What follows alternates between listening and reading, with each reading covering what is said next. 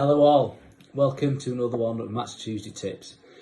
Today's tip is on delegation, something which I feel is so important. It's a skill that's not taught really, you don't go on courses really to delegate, you don't learn it at school, but it's something that's so important for the business owner, particularly the small business owner, because you're juggling so many hats, you're spinning so many plates.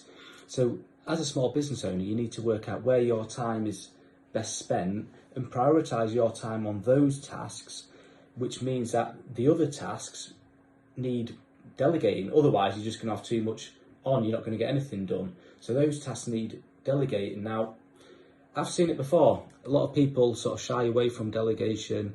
They're thinking, well, by the time I've shown someone how to do it, by the time I've checked it, I may as well have just done it myself. I'm sure everyone's heard that before.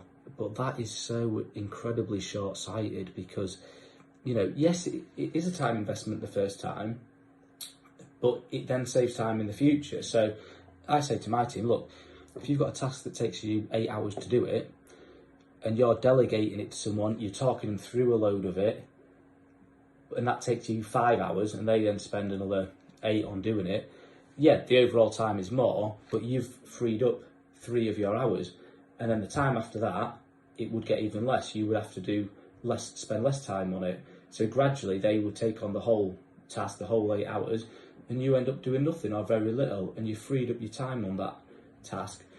Even if it takes the same amount of time the first time, even if you're still spending your 8 hours the first time, you know, explaining it, checking it, redoing parts of it, it's still going to help in the long run. And that is the mindset that people need to get into, because like I said, delegation has a number of benefits.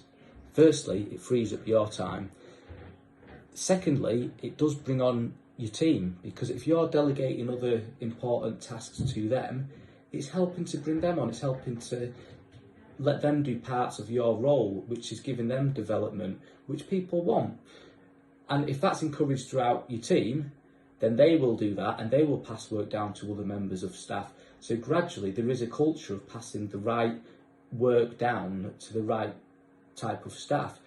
And that's where you get your efficiencies as well. So, you know, there are lots of benefits to delegation, and people really need to sort of take it on board, try it, and try and free up the time. Otherwise, you just end up taking on everything yourself.